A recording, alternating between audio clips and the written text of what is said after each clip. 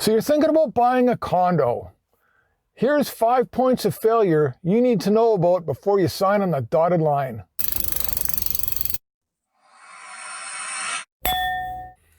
Hey, it's Andrew Shackleton, Kitchener-Waterloo real estate agent, Drew at home.com.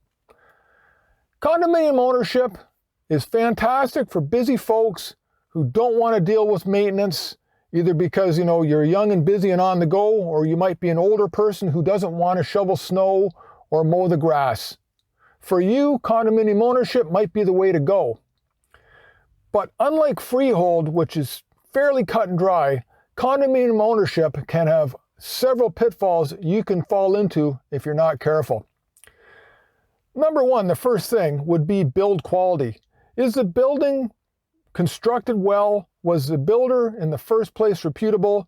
Are you buying a building that's relatively new? These things all matter. And it's why I always tell my clients, don't buy a condo that's 20 or 30 years old. You're going to be looking at expensive, replacement stuff just because it's old. So that's my first point. My second point would be the condo board itself. I love condos because, it's a democratic process. Everybody gets a say on how the corporations run, how things are done. But if you've got people on your board that don't have a business sense, they're more concerned with things like how much your little dog weighs or whether bicycles are allowed in the hallways, instead of worrying about money, then you've got a problem. So who sits on your condo board? That really, really matters.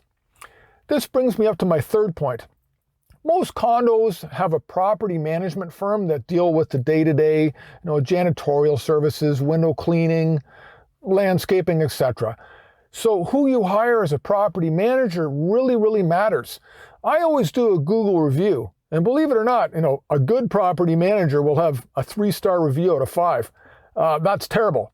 But you'll see tons of property managers with maybe only 1 star out of 5. That's a red flag that, if your condo is being managed by somebody with such poor reviews, then maybe things aren't being done right and you're going to end up in trouble with your condo fees going up down the road. This brings me to point number 4. Property manager subs out all their work to, various contractors. If you were, replacing windows, for example, the property manager would hire a glazing firm and they'd come and do the glass. Same with things like elevators or roofs, landscaping, etc. So if your property manager isn't really keeping a lid on costs and they're not making these vendors, these suppliers, be cost competitive, your fees can get out of hand as well. And then lastly, how this all ties together. This is your condo documents and your status certificate review. This is kind of the critical step that, you really, really need to pay attention to if you're thinking about buying a condo. So I'll tell you the kind of things that I've seen. Every 3 years under the Condominium Act, you're supposed to get a reserve fund study done. And this is basically a check of how the building is being maintained and does the condo corporation have enough money in the bank. Numerous times I've seen these things being a year and a half late, even though it's a law that is done every 3 years. I've seen condo corps where their financial statements weren't being audited by an accountant. I mean, this is crazy. This is money we're talking about, and you don't have accountants checking the books out. Those are red flags.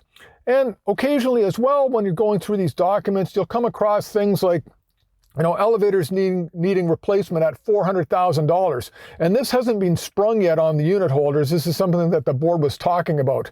In that same building that I'm referring to right now, they were also looking at a $300,000 parking garage repair. So in one building with maybe 100 units, you're looking at a $700,000 expense that wasn't budgeted. The only way this stuff gets uncovered is, you've got to have a sharp realtor who reads this stuff and have a lawyer that also knows what they're doing, knows what to look for to protect your financial well-being when you're buying a condo. So like I was saying, nothing wrong with condos. For a certain kind of lifestyle, they're fantastic. But if you don't, go through these 5 steps and make sure you're buying a building that's got, everything kosher and good, you can run into real problems. Anyways, that's all I got for you. Thanks so much for watching and have yourself an awesome day.